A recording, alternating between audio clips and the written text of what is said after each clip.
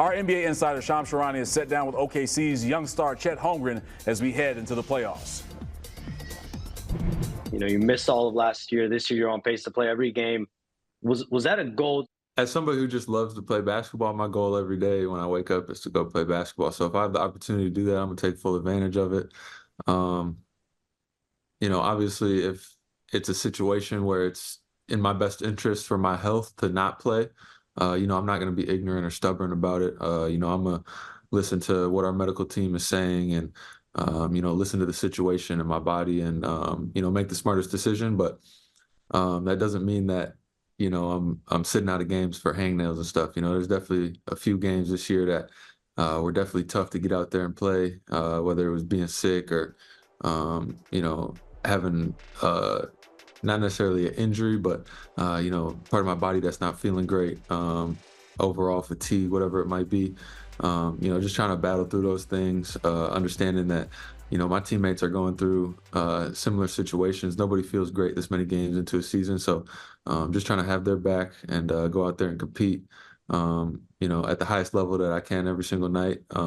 Obviously, it's not easy to play 82. That's why not everybody does it. But, you know, I definitely made it a big goal of mine to do that, you know, just for personal reasons. Obviously, everybody knows what happened last year. But, you know, I thought it would be really cool to prove to myself that I could do that. So you guys as a team competing for #1 in the Western Conference. When did you guys know? When did you guys feel like we can have a special season here? It really started for me last year. I could see that we were going to have, you know, something really special going on. Just not only the way that dudes on this team work hard and have a lot of talent, but also the way we get along with each other and, you know, really mesh. And, you know, once we got in training camp, you know, you could kind of see everything starting to come together. And since then, it's just been constant improvement. And, you know, we know it's going to have to continue to be like that for as long as we're together.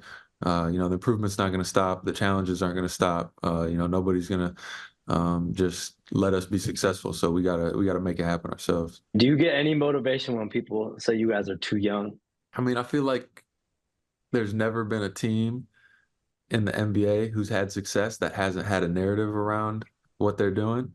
And I guess that's the narrative that we've picked up. And, you know, it's on us to prove them wrong.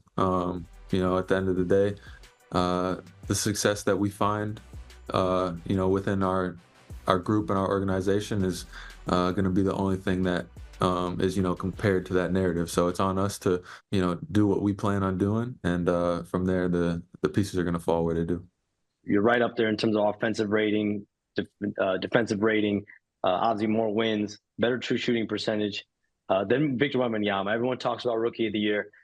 Right now, what's your take on Rookie of the Year? Do you feel like you deserve Rookie of the Year? You know, things are moving so fast and the season is getting down to the point where every game means so much that, you know, I'm really trying to lock in on, you know, the day-to-day and what we have to do, you know, on each game of this road trip and not thinking about the next game before this game or thinking about this instead of this game. You know, I feel like it would be a disservice to our team and what we're trying to accomplish, especially the way that everybody's bought into, you know, doing whatever it takes to win, and kind of setting other certain personal things to the side. And, you know, that's kind of been my day-to-day thought process. You know, there's definitely like a competitive aspect to all the matchups, you know, as there should be. That's how the NBA is, and that's what the NBA has been built on. Dudes being competitive and you know, everybody wanting it really bad. And you know, I feel like that's not going to change. And you know, as long as we're playing and you know, our two teams match up on the schedule, it's going to be competitive and it's going to be fun.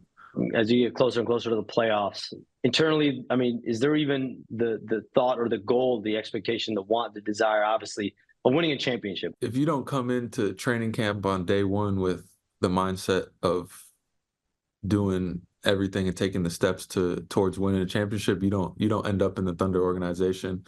You know, credit to our front office for putting the right guys in this locker room and you know, in the building with us. But that doesn't change the fact of how hard it is, and at the end of the day, only one team can win. So we're gonna, you know, take all the steps to put us in the position to have the best chance at doing that. But we also understand that it's not going to be easy, and nobody's just going to, let us win it. So, we got to do what we got to do to put ourselves in the best situation, and then, we got to live with that. Shai being the OG of this team in some ways, even though he's so young, what's that relationship and him being kind of a big brother to all of you guys while still being so young?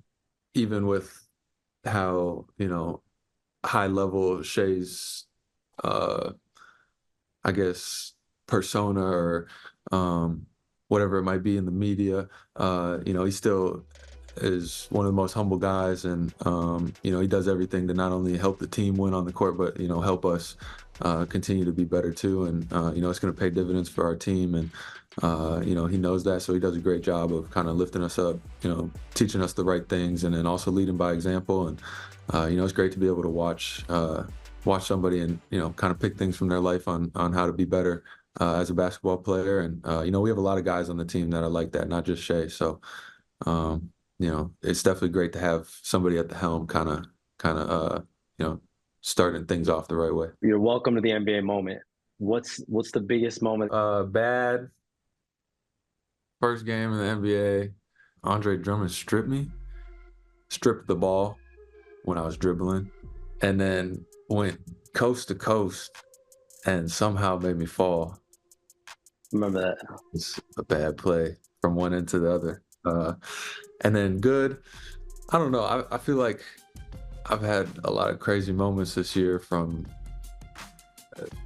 buzzer beating tying 3 to 3 free throws and put it into overtime to throwing it off the backboard to like all types of crazy plays. There's nothing like hitting a shot at the buzzer. So I gotta go with